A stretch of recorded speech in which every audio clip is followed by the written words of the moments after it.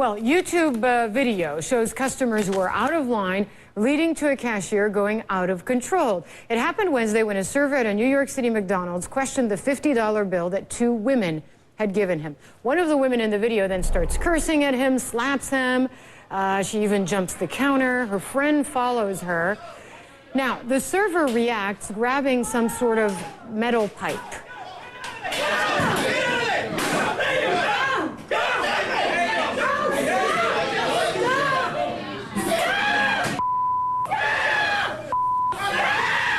Well, this just got ugly.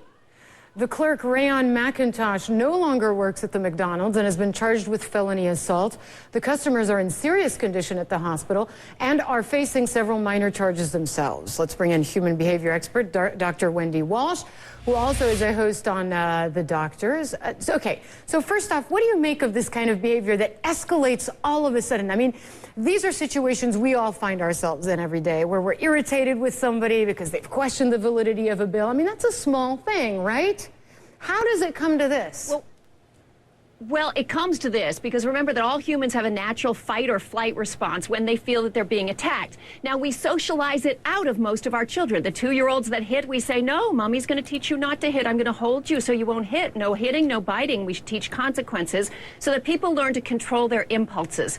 Unfortunately, even though in general America has become less violent, there are still some family systems that aren't teaching that. So in a stressful fight or flight situation, some people go to their primal state and they go to fight. But it's not just sometimes education or upbringing, right? Some people are wired differently. They have a shorter fuse. Absolutely. I mean, men are more likely to be this kind of aggressive, although we're seeing increasing rates of aggression in women as the genders are becoming more similar. But yes, we are all wired a little bit differently. But in general, there's a family upbringing piece too.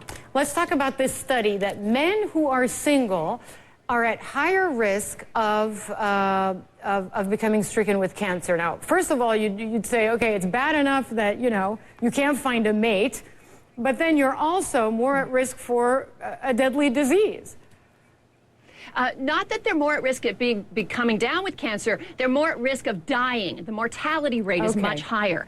It's a little higher for unmarried women too, but not as drastically as it is for men. You see, what happens is men usually don't go to the doctor. A lot of them don't even own health insurance. When there's a wife nagging them and caring for them, they go and get taken care of. Right. Because there is a cure for cancer. It's called early detection. Okay, so it's not because they're, say, emotionally more content that somehow their body reacts better to treatment.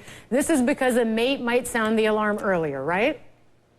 Well, there are many, many factors, and I think having a strong supportive relationship is one thing that can help you get through a big illness for sure. Okay, let's talk about this, the wireless devices in the United States. Now, I'm going to read this out. The Wireless Association, CTIA, found that cell phones and tablets now actually outnumber people in the United States by about 15 million. Amazing. It is amazing, but what does it say about how we interact, okay, with other people? How do we establish, and this is an important question, how do we establish relationships? I mean, so many of our relationships now, right, are texting, BBMing, whatevering. Now, we're spending less time face-to-face. We are spending less time face-to-face, and a lot of this technology, Hala, was designed to keep us connected. But we're keeping in touch, but we're not touching anything tender. We're seeing a big gender divide. Men prefer text, women prefer talk. We're the emotional beings who do the relationship bonding part of our relationships.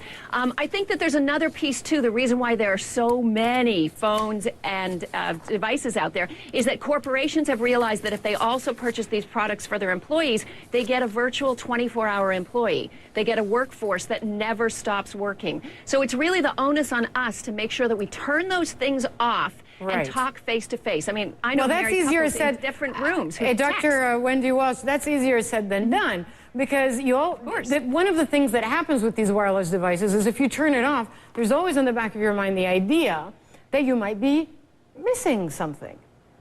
Something might be going on without you. Good for your brain. Right. That's right. But, you know, maybe you could be creating some utopian without it. Dr. Wendy Walsh, thanks very much. Nice to see you.